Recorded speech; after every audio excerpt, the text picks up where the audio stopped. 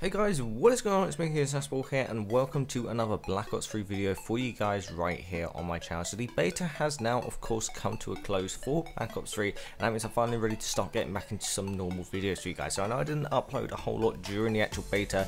First of all, I was away on holiday for the majority of it. Second of all, when I was actually playing it, I was just honestly trying to get as much gameplay as I can, so when I'm doing videos like this, you guys can actually see gameplay in the background, which is what you're seeing on screen now. So this is my own gameplay from the beta, which is obviously really awesome indeed. But today we're going to be carrying on our in-depth specialist series. We've almost finished it now. We've got just 3 specialists left to do until they announce the final 9th specialist. Today we're going to be covering the Nomad specialist. So let's go ahead and jump straight into it. So his real name is Tafo Rojas. The biography we have for him is the last surviving member of an elite rapid deployment force unit specialized in jungle warfare.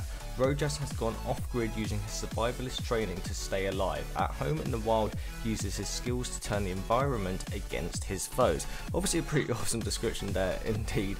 But this guy is the guy which has the Hive power weapon. I used this quite a lot during the beta and it ended up being one of my favourite power weapons to use. He also has the ability of rejack, which we will talk about in a bit. But first of all, let's talk about his power weapon, the Hive. With the Hive, you deploy pod traps. Once an enemy comes near these traps, they are dead. So it's more or less a more deadly C4. So what you basically do, you can shoot it around the map and it will stick to like certain surfaces and stuff. And then if an enemy runs over it, it will blow up in their face and you'll see like a little swarm. It's like a nano swarm that appears around them and they will end up dying from it if they touch it. So it's actually really effective, especially in game modes such as Safeguard. I use it an awful lot in there. If you just surround the robot with a load of these, then the enemy just all walk into them because they have to try and get the robot to the objective obviously, and honestly it just works really well. I've got some gameplay of it in this footage here.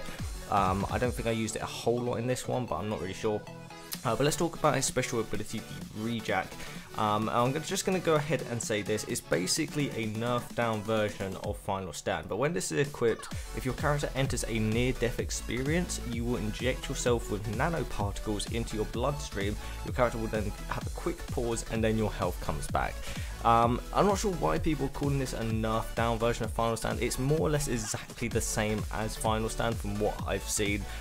It is kind of OP, but at the same time kind of not. I'm probably going to be making a separate video covering the rejack ability just because it's such a big thing in the game. It's very controversial at the moment. Obviously lots of people complaining about it, lots of people also like it. I did try out quite a bit and I got quite a bit of gameplay of it as well, so it's going to be really awesome to make a video about that. But that is the special ability for the Nomad specialist, the rejack ability. Like I said, I will be making a separate video soon covering all that in detail, but that is the Nomad specialist. So thank you guys so much for watching. I really hope you guys have enjoyed.